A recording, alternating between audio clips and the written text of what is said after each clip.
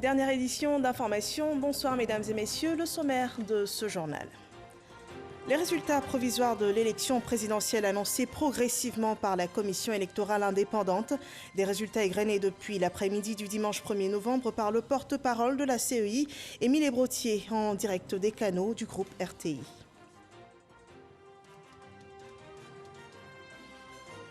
Deux jours après le scrutin présidentiel, les observateurs livrent leurs rapports préliminaires, des rapports présentant les faits majeurs relevés au cours de leur mission d'observation du processus électoral en Côte d'Ivoire.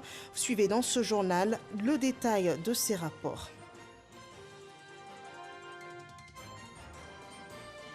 Et la Toussaint, fête catholique de tous les saints, connus et inconnus, était célébrée hier, le 1er novembre. Les Ivoiriens ont à cette date commémoré leurs défunts dans les cimetières. Bienvenue dans 123 heures après le scrutin présidentiel du 31 octobre dernier. La commission électorale indépendante a depuis hier après-midi entamé la proclamation des résultats provisoires de l'élection présidentielle 2020. Nous en parlons avec Sidonie Davila. Depuis hier, dimanche 1er novembre, les chiffres ont commencé à tomber à la commission électorale indépendante. La CEI qui a jusqu'à 5 jours pour proclamer les résultats provisoires de l'élection présidentielle s'attelle à comptabiliser les suffrages obtenus par tous les 4 candidats. Ces résultats sont annoncés au fur et à mesure par le porte-parole de la CEI dans les différents départements du pays. On en dénombre 38 ce lundi 2 novembre à 19h. À cela s'ajoutent les résultats dans 9 communes du district autonome d'Abidjan, ainsi que dans 7 pays à l'étranger. Ces résultats sont toujours en cours. La proclamation des chiffres provisoires prendra certainement fin ce lundi soir. À l'issue donc, on devrait savoir qui est le vainqueur du scrutin du 31 octobre 2020. Le taux de participation de cette élection qui est attendu sera également donné par le président de la CEI. Et la proclamation de ces résultats est en cours. Vous pouvez les suivre en direct des canaux du groupe RTI, la chaîne de télévision nationale RTI 1, RTI Info, le canal digital et Radio Côte d'Ivoire. Après le vote du 31 octobre dernier, la CEI est toujours à la tâche. Le processus électoral n'étant pas achevé, le scrutin présidentiel laisse place à l'étape de la compilation des voix et la proclamation progressive des résultats. Sidonie Davila nous explique cette étape du processus électoral. On regarde. La présidentielle du 31 octobre 2020 s'est achevée. La CEI, après le dépouillement, reste à la tâche. Depuis ce dimanche après-midi, les résultats sont donnés par circonscription administrative en direct sur la chaîne nationale RTI 1. Un rendez-vous que ne manque pas la presse nationale et internationale, également présente lors de cette retransmission au siège de la commission électorale indépendante. Mais avant que ces résultats ne soient proclamés, la CEI explique le processus. Tous les PV des bureaux de vote sont acheminés à la commission électorale sous-préfectorale ou à la commission électorale communale. Ces PV sont traités, transmis à la commission électorale départementale. Au niveau de la commission électorale départementale, le même processus se fait et les documents sont transmis à la commission électorale régionale. Un CD, le feuille Excel, le PV, la CED. De la commission régionale, les documents sont transmis au superviseur.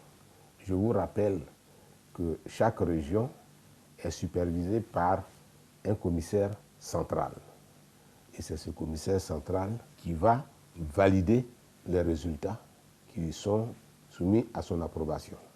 Ces résultats validés sont transmis à la commission centrale après leur proclamation dans les différentes commissions électorales locales CEL. Une fois au siège de la CEI, la commission centrale procède, elle, à la vérification des résultats proclamés sur la base des procès-verbaux de dépouillement des votes. Ce sont ces résultats qui, une fois compilés, sont donnés par circonscription administrative par le porte-parole de la CEI, Émile Ebrotier, qui les proclame sur la chaîne nationale. Bulletin blanc, 390. Ces résultats, qui ne sont que provisoires, seront par la suite proclamés par le président de la CEI avant d'être acheminés au Conseil constitutionnel pour les résultats définitifs, comme le stipule le Code électoral en son article 86. Le scrutin présidentiel dernier s'est tenu sous l'œil des missions d'observation électorale. Après observation du déroulement du processus électoral, la mission internationale d'observateurs libéraux et démocrates a présenté son rapport. Les détails avec Ahmed Traoré et Abou Sanogo. Après le déroulement du scrutin présidentiel, la mission internationale d'observation des libéraux et démocrates se prononce. Au terme de son séjour, la mission note les observations suivantes. La campagne électorale s'est déroulée dans l'ensemble de façon transparente, ouverte et démocratique, dans le respect des dispositions légales relatives à la liberté d'expression et de rassemblement. L'organisation des élections a tenu compte des mesures nécessaires pour faire face à la pandémie de Covid-19. Dans tous les bureaux de vote visités, les membres de la mission ont pu constater un déroulement normal du scrutin dans le calme et la sérénité. Tous les bureaux de vote que nous avons visités ont reçu la dotation complète de matériel électoral et ont pu travailler dans des conditions efficientes.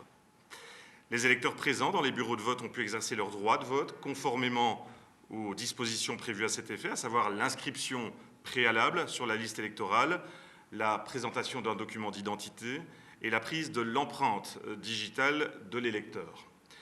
L'usage des tablettes digitales pour la vérification de l'identité des électeurs a contribué à la sécurisation et à la crédibilité du processus. La presse a relaté des incidents ayant empêché le vote dans certaines circonscriptions électorales, un phénomène, semble-t-il, isolé, dans la mesure où la mission n'a pas observé de tels incidents dans les bureaux qu'elle a visités. Dans la totalité des bureaux de vote visités, les délégués des candidats étaient présents, à l'exception des délégués de Pascal Affine-Guessant et Henri Conan-Bédier. Les délégués des candidats interrogés au cours des échanges se sont déclarés satisfaits du déroulement du scrutin. Les électeurs interrogés ont exprimé leur satisfaction quant au déroulement de leur vote. La participation électorale dans les bureaux de vote était variable d'un bureau à l'autre. Le scrutin a tenu compte du genre dans son organisation, avec une présence remarquée de femmes, ainsi que dans le décompte des électeurs qui spécifiait la mention du sexe. La délégation d'observation des libéraux et démocrates exprime par ailleurs sa gratitude à la Côte d'Ivoire pour l'hospitalité à lui témoigner tout au long de son séjour en terre ivoirienne. Les missions d'observation déployées par la Communauté économique des États de l'Afrique de l'Ouest et l'Union africaine appellent la classe politique ivoirienne au dialogue. Le détail de leur rapport préliminaire est exposé par Moussa Konaté. Pour l'élection présidentielle du 31 octobre, la CEDEAO a déployé une mission d'observation électorale composée de 80 personnes. À l'issue du scrutin, l'institution ouest-africaine fait le point de sa mission. La mission d'observation a, sur la base de ces informations, noté ce qui suit. Sur le déroulement du scrutin, le vote a généralement débuté entre 8h et 9h dans la plupart des bureaux de vote que j'ai visités avec mon équipe. Dans la plupart des bureaux visités, le matériel électoral a été disponible. Une présence visible des forces de sécurité à l'entrée des bureaux de vote a été observée. Cette présence a été renforcée à certains endroits. Les représentants du candidat Alassane Ouattara et du candidat indépendant Konan Kwayo Bertin étaient présents dans plusieurs bureaux de vote que nous avons visités. Le dépouillement et le décompte des suffrages se sont déroulés globalement dans les zones observées conformément aux dispositions du Code électoral et des textes subséquents. La mission d'observation électorale de l'Union africaine, quant à elle, déplore des incidents dans certaines zones, mais juge satisfaisante la tenue du scrutin. La mission a relevé que les personnels électoraux identifiables populaires nationaux étaient présents dans près de 90% des bureaux couverts. Les représentants des candidats ont été présents dans la plupart des bureaux couverts par les observateurs de la mission, avec une moyenne de 2 représentants au moins par bureau de vote. Toutefois, celles des candidats d'Alassane Ouattara et Kadio Konan Bertin ont été représentées. La mission a noté que les votes dans les bureaux de vote observés se déroulaient dans une atmosphère calme, sereine dans 97,5% des cas. Les rares perturbations observées étaient liées à la mauvaise gestion des files d'attente dans près de 67% des cas, ou l'indiscipline de certains électeurs dans 33%. Elle a également noté que la clôture du scrutin et le déroulement des opérations de dépouillement ont été satisfaisantes dans 90% des bureaux couverts. La CEDEAO et l'Union africaine invitent également les acteurs politiques ivoiriens au dialogue. Elles se disent disponibles à les accompagner afin que le pays demeure dans la stabilité. Voilà, c'était le compte-rendu de Moussa Konaté qui présente cet autre rapport de ces observateurs, des observateurs envoyés par la communauté des États sahélo-sahariens. Ils étaient présents dans les bureaux de vote du district d'Abidjan. On regarde. La communauté des États sahélo-sahariens SENSAD se réjouit de la bonne tenue du scrutin présidentiel. La mission d'observation électorale conduite par Boubé Maïga fait le point des lieux de vote visités le 31 octobre. Le groupe des observateurs de la SENSAD a noté une organisation logistique et matérielle du scrutin satisfaisante dans les centres de vote, une facilité dans l'accessibilité des bureaux de vote et la visibilité des listes par les électeurs. Les heures d'ouverture et de clôture du scrutin ont été globalement respectées. Les isoloirs ont été placés de manière à assurer le secret du vote. L'identification des électeurs sur la base des listes électorales portant leurs photos et leurs empreintes digitales, la présence des délégués des 2 candidats en liste dans les bureaux de vote, les opérations publiques de dépouillement ont été effectuées conformément aux dispositions du Code électoral. L'ambiance du scrutin était apaisée dans la quasi-totalité des centres de vote visités. La participation des femmes et des jeunes a été notable. La présence de plusieurs missions d'observation nationales, régionales et internationales. Le groupe des observateurs de la SENSAD salue l'attachement à la démocratie des Ivoiriens qui ont exercé leur devoir civique dans le respect de la loi. Le groupe des observateurs de la SENSAD salue aussi le déploiement de milliers d'agents des forces de sécurité à l'effet de sécuriser le processus électoral. La mission d'observation de la communauté des États sahélo-sahariens était composée de 10 observateurs déployés dans le district d'Abidjan. Le Conseil national des droits de l'homme était également présent dans les lieux de vote le 31 octobre dernier. Le CNDH dit avoir assisté à un scrutin crédible et transparent malgré quelques incidents déplorés. Issa Tchonayeo. Atteinte aux droits de l'homme, ouverture des bureaux de vote, accessibilité des bureaux de vote pour les personnes à mobilité réduite, sécurisation du scrutin, matériel de vote. Bref, tous ces points ont été abordés par la présidente du Conseil national des droits de l'homme, CNDH. Namizata Sangare faisait ainsi le point de l'observation de son institution après l'élection présidentielle du 31 octobre dernier. Dans tous les bureaux de vote où nos observateurs étaient déployés, ils étaient là à l'heure. Certains bureaux ont commencé à l'heure, d'autres pas du tout. La plupart des bureaux de vote étaient accessibles aux personnes à mobilité réduite. Toutefois, certains bureaux de vote installés dans des bâtiments à étages, notamment à l'Institut de formation et d'éducation féminine de Treichville que nous avons observé, ont rendu difficile l'accès des bureaux de vote aux personnes en situation de handicap et aux personnes de 3e âge. La plupart des bureaux de vote ont enregistré la présence discrète des forces de l'ordre. Toutefois, ces forces n'avaient pas été déployées dans certains bureaux de vote au moment où nos observateurs visitaient les lieux, notamment à Gbagba Sud, à Bingerville, et au Centre d'action sociale à Bingerville. Le matériel déployé par la CEI a été suffisant pour les observateurs. Certains, tels les bulletins de vote et les listings, ont été remplacés pour permettre le déroulement du vote, notamment dans les régions de l'Odjibois. Il a été constaté également des dysfonctionnements au niveau des tablettes biométriques et leur non-maîtrise par des agents de la CEI.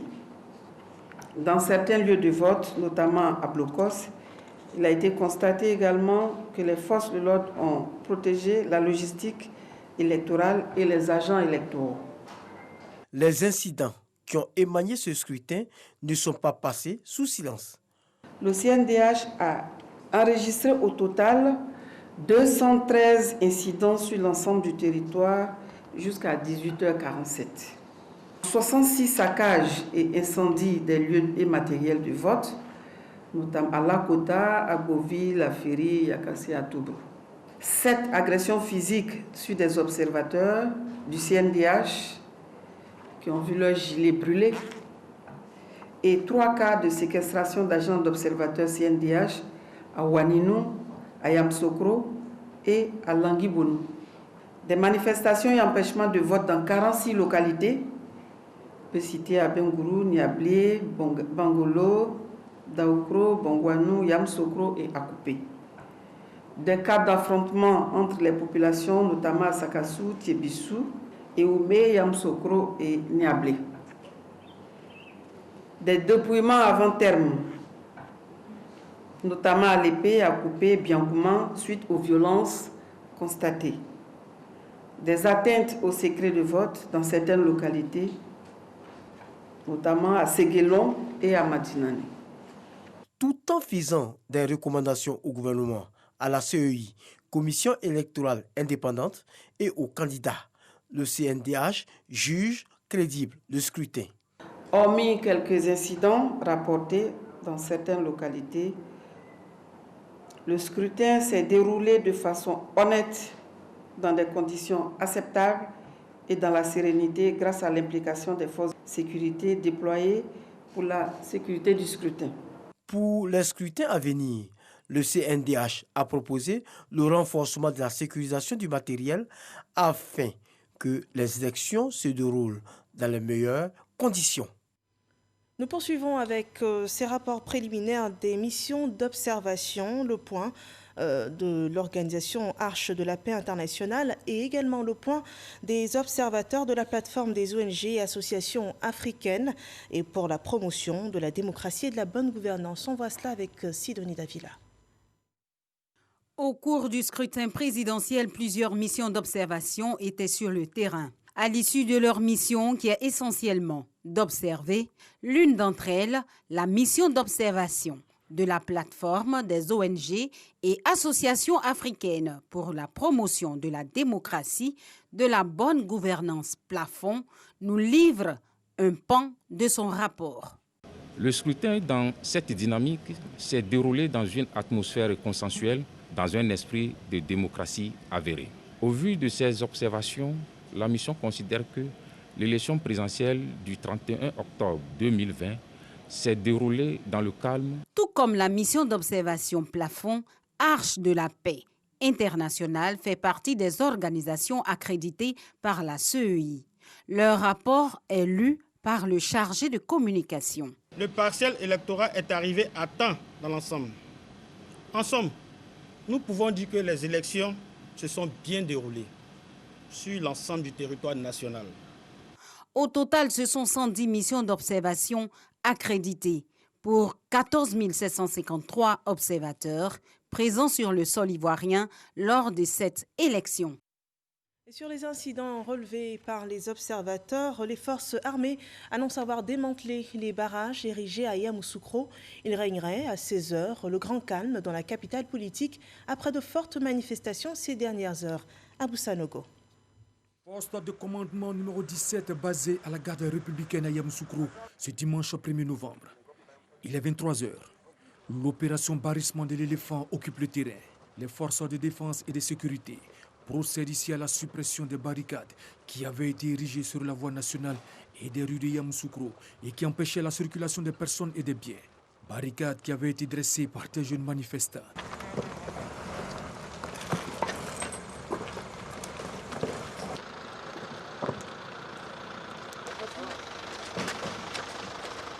Notons que les forces de défense et de sécurité déployées en grand nombre au centre du pays ont libéré les voies obstruées par les abattis et les barricades sur l'axe Yamoussoukro-Bouaké et l'axe Yamoussoukro-Bouaflé.